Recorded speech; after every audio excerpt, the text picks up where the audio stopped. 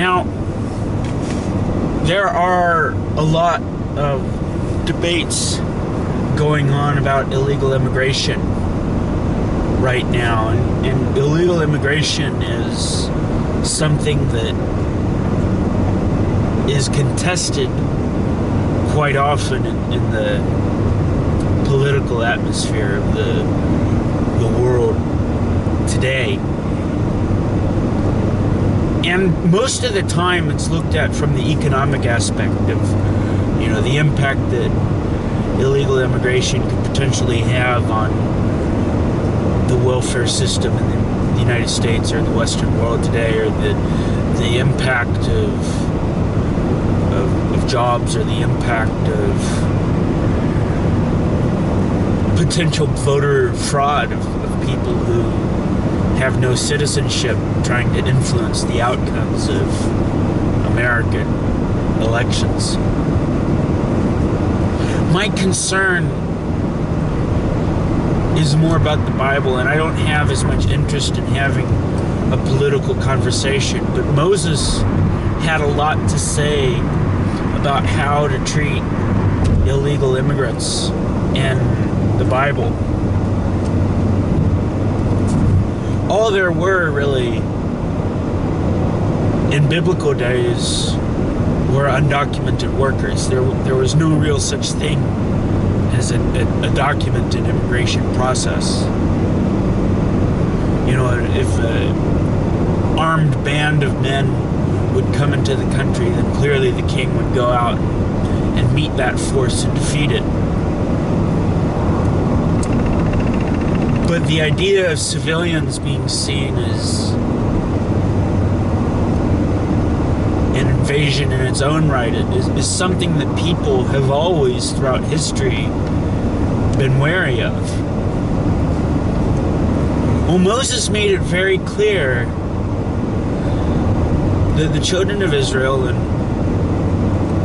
as an example for us living today, they should not oppress the aliens living among them. Regardless of how we feel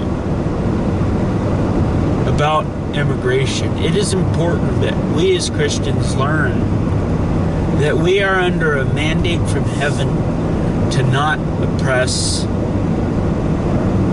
to not speak poorly of the foreign-born who live among us.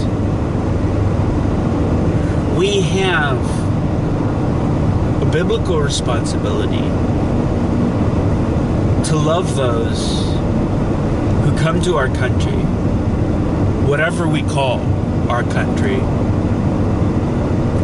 And Moses said that we too, the children of Israel, the Jewish people, used to be strangers in a strange land. And so therefore, we must learn not to oppress those who come here as strangers in a strange land. All Americans, whether we're Indians, whether we're Native Americans, such as myself and my Cherokee heritage, whether we're fresh off the boat from China or from Europe, or whether we've swam across the Rio Grande, all of us are immigrants in the sense that we've all moved here at some point. None of us originated as a people in America. All of us are immigrants. All of us are foreign-born to some extent.